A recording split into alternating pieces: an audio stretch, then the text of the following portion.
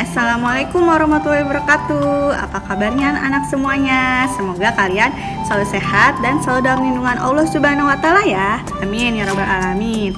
Kita bertemu kali ini di video kali ini kita akan membahas tentang rangkuman kisi-kisi PAT IPS untuk besok hari. Nah, oleh sebab itu Ibu harap kalian menyimak video ini baik-baik dan memperhatikan juga mempelajarinya ya. Oke, untuk mempersingkat waktu kita langsung aja yuk ke rangkuman kisi-kisi PAT IPS kelas 7-nya. Let's go. Pertama-tama kita akan membahas tentang kegiatan pokok ekonomi. Jadi kegiatan pokok ekonomi ini ada konsumsi, produksi, dan juga distribusi. Masing-masing dari konsumsi, produksi, dan distribusi ini memiliki tujuan masing-masing. Yang pertama, konsumsi ini bertujuan untuk menggunakan atau menghabiskan atau mengurangi nilai guna suatu barang. Jika produksi ini tujuannya menghasilkan barang dan jasa untuk memenuhi kebutuhan hidup manusia. Jika distribusi ini tujuannya untuk menyalurkan hasil produksi secara merata kepada konsumen. Jadi ketiga kegiatan pokok ekonomi ini saling berkaitan satu sama lainnya. Adanya konsumen yang membutuhkan barang produk dan produsen yang memproduksi sebuah produk dan distributor yang mendistribusikan sebuah produk.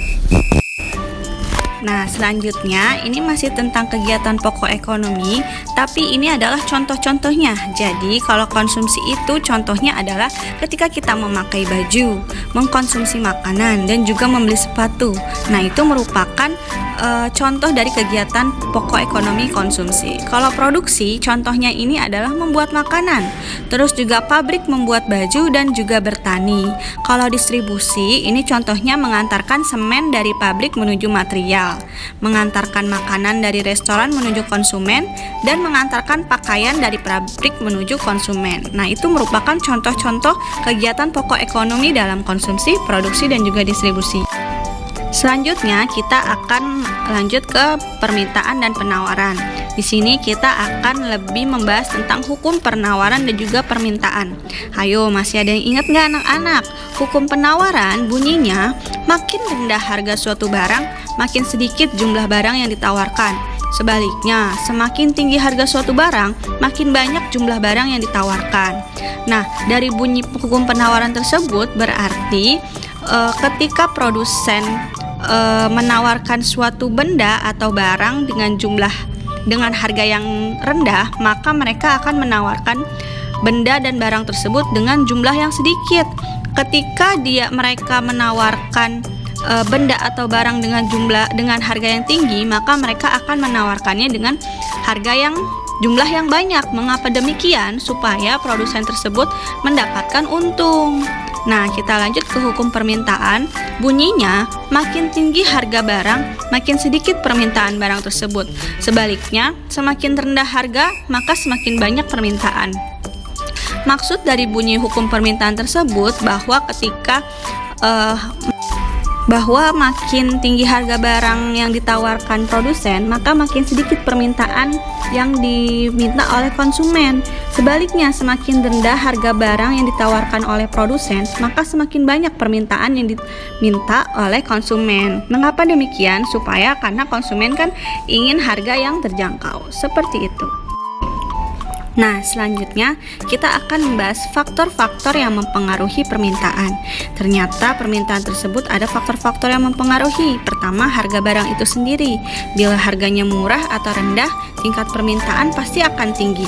Tapi bila harganya mahal atau tinggi, maka permintaannya akan rendah. Yang kedua, pendapatan masyarakat. Bila pendapatan masyarakat naik, maka permintaan akan meningkat. Terbalik, jika pendapatan masyarakat turun, maka akan menurunkan kemampuan untuk melakukan permintaan. Yang ketiga, selera masyarakat. Jika selera masyarakat terhadap sesuatu barang sedang tinggi, maka jumlah permintaan akan naik. Sebaliknya, jika selera masyarakat berkurang, jumlah permintaan barang tersebut akan menurun. Selanjutnya, kualitas barang yang bersangkutan. Jika kualitas suatu barang atau jasa tinggi, maka permintaan masyarakat untuk memiliki juga tinggi. Seperti itu ya anak-anak. Nah, selanjutnya masih dalam faktor-faktor yang mempengaruhi permintaan adalah harga barang lain yang berkaitan. Yang pertama ada barang pengganti atau substitusi, yaitu barang yang dapat menggantikan fungsi dari barang yang digantinya. Yang kedua adalah barang pelengkap atau komplementer, yaitu barang yang dapat melengkapi fungsi suatu barang sehingga nilai guna barang yang dilengkapinya semakin tinggi. Selanjutnya adalah waktu. Waktu mempengaruhi banyak sedikitnya permintaan, karena jika turun hujan, permintaan payung pasti banyak. Selanjutnya jumlah penduduk. Setiap peningkatan jumlah penduduk dalam suatu wilayah, maka meningkat pula kebutuhan yang berarti meningkat pula permintaan. Yang selanjutnya adalah ramalan masa datang. Ramalan masa datang ini yang memperkirakan keadaan ekonomi, apakah akan lebih maju atau terpuruk, merupakan faktor lainnya yang turut mempengaruhi tingkat harga. Selanjutnya, kita beralih ke faktor-faktor yang mempengaruhi penawaran. Ternyata selain permintaan, penawaran pun ada faktor-faktor yang mempengaruhinya anak-anak. Yang pertama adalah biaya produksi. Bila biaya produksi tinggi, umumnya produsen akan mengurangi kegiatan produksi. Akibatnya jumlah barang yang akan ditawarkan pun berkurang. Yang kedua adalah tingkat teknologi. Semakin tinggi tingkat teknologi yang dipergunakan dalam proses produksi, akan semakin beragam dan banyak pula jumlah barang atau jasa yang dapat ditawarkan. Yang ketiga adalah harga barang lain. Bila harga barang yang akan digantikan meningkat, produsen akan menambah barang yang akan ditawarkan. Selanjutnya yang terakhir, tujuan perusahaan. Tujuan perusahaan ini berbeda ya anak-anak. Ada yang bertujuan mendapatkan keuntungan setinggi-tingginya, dan ada pula yang tujuan pokoknya ini melayani kepentingan umum. Biasanya perusahaan-perusahaan ini adalah perusahaan-perusahaan milik negara. Seperti itu ya anak-anak. Nah, selanjutnya ini ibu akan beranjak ke materi pasar, tapi ibu akan langsung kepada poin utamanya, yaitu pengelompokan pasar. Nah, di sini ibu akan menjelaskan pengelompokan pasar berdasarkan organisasinya anak-anak. Di sini ada namanya pasar persaingan sempurna, pasar persaingan tidak sempurna, pasar persaingan monopolistik, dan juga pasar monopsoni. Nah, di sini ibu akan menjelaskan ciri-ciri pasar persaingan sempurna dan pasar persaingan tidak sempurna. Pasar persaingan sempurna ini memiliki ciri-ciri penjual dan pembelinya bebas menentukan harga sendiri. Yang kedua, barang yang diperjualbelikan bersifat homogen atau sama. Terus, jumlah penjual dan pembelinya juga sama-sama banyaknya. Yang kedua adalah pasar persaingan tidak sempurna. Ciri-ciri pasar ini adalah penjual yang menentukan harga, bukan pasar. Yang kedua, barang yang diperjualbelikan bersifat heterogen. Yang ketiga, jumlah penjual dan pembeli tidak sama atau adanya ketidakseimbangan. Seperti itu ya anak-anak. Nah, selanjutnya ibu akan beralih ke harga kesepakatan pasar. Harga kesepakatan pasar ini didapatkan ketika adanya kesepakatan antara penjual dan pembeli dalam menentukan harga yang objektif. Seperti itu ya anak-anak. Nah, selanjutnya ibu akan beralih ke kewirausahaan nih. Nah, di sini ibu akan menjelaskan jiwa-jiwa yang dimiliki kewirausahaan. Yang pertama, jiwa-jiwa yang memiliki kewirausahaan ini adalah memiliki inovasi atau penciptaan atau penemuan sesuatu yang belum pernah ada. Yang kedua adalah pandai melihat peluang bisnis, yaitu kemampuan pengusaha untuk mengetahui kapan dan di mana dia harus menjual produksinya. Yang ketiga, dia harus kreatif, yaitu penciptaan atau penemuan sesuatu yang berbeda dari yang lain. Selanjutnya, pekerja keras, yaitu seseorang yang bekerja dengan ulet dan sungguh-sungguh guna mencapai tujuan. Yang terakhir adalah produktivitas, sikap mental yang dimiliki seseorang untuk selalu memanfaatkan waktu sebaik mungkin dan mencapai hasil yang semaksimal mungkin. Nah, setelah membahas kewirausahaan, kita sekarang masuk ke zaman praaksara ini anak-anak. Pengertian zaman praaksara ini adalah zaman sebelum adanya tulisan. Nah, zaman praaksara ini ada pembabakan zaman berdasarkan geologi. Yaitu yang pertama, yang paling tertua adalah Arkeozoikum, Paleozoikum, Mesozoikum, dan Neozoikum. Sedangkan tahap-tahap kehidupan masyarakat Indonesia ini adalah yang pertama Paleolitikum, Mesolitikum, Neolitikum, Megalitikum, dan Logam. Diingat ya anak-anak, ada berdasarkan geologi dan juga tahap-tahap kehidupan masyarakat Indonesia. Nah, selanjutnya kita masih pada zaman praaksara, tapi kita beralih ke manusia praaksara.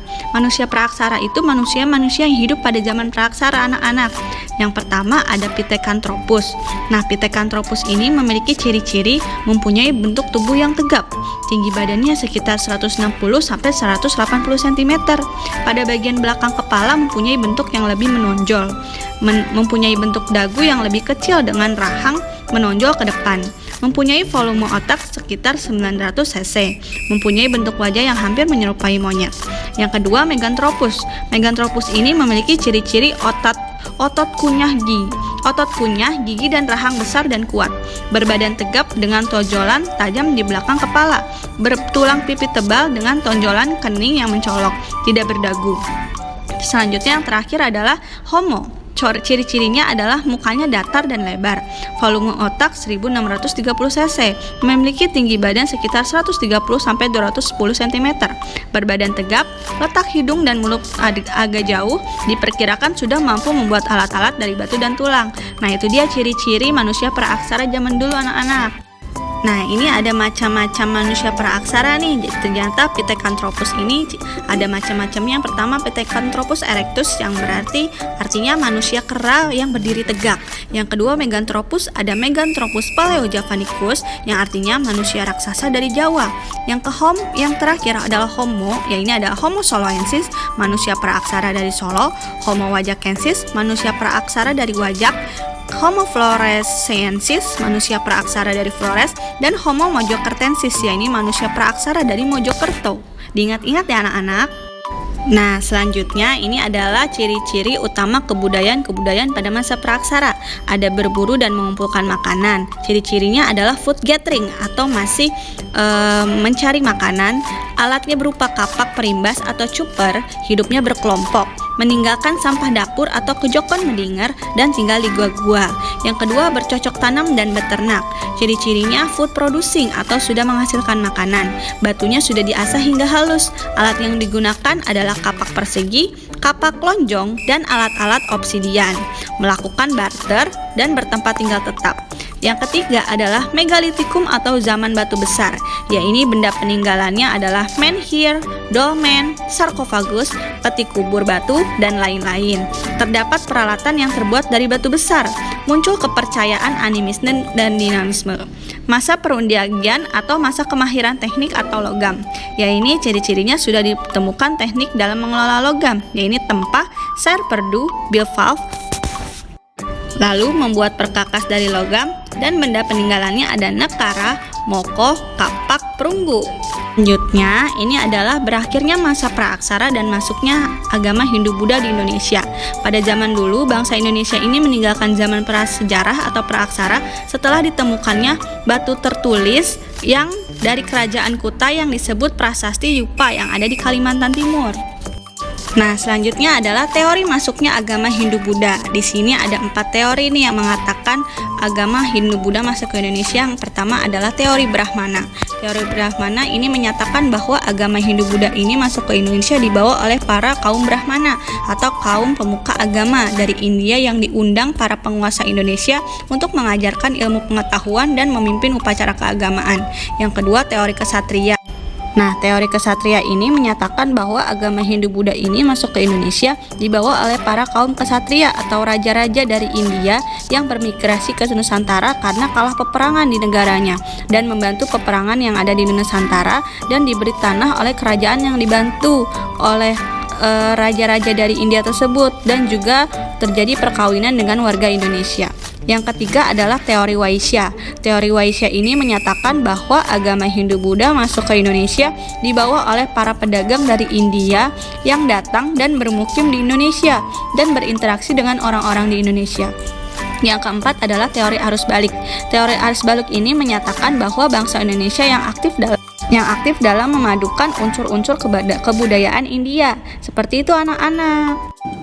Nah, selesai sudah deh anak-anak pembahasan rangkuman kisi-kisi PAT IPS hari ini. Semoga Allah melancarkan dan memberi kemudahan kalian untuk PAT IPS besok hari ya. Jangan lupa dipelajarin lagi, belajar sambil baca-baca bukunya, didalami lagi materinya, dan jangan lupa minta restu kedua orang tua ya. Jangan lupa sarapan dulu besok ya anak-anaknya. Semangat dan selamat PAT. Semoga Allah lancarkan semuanya. Amin, amin ya robbal alamin. Bye bye. Semangat.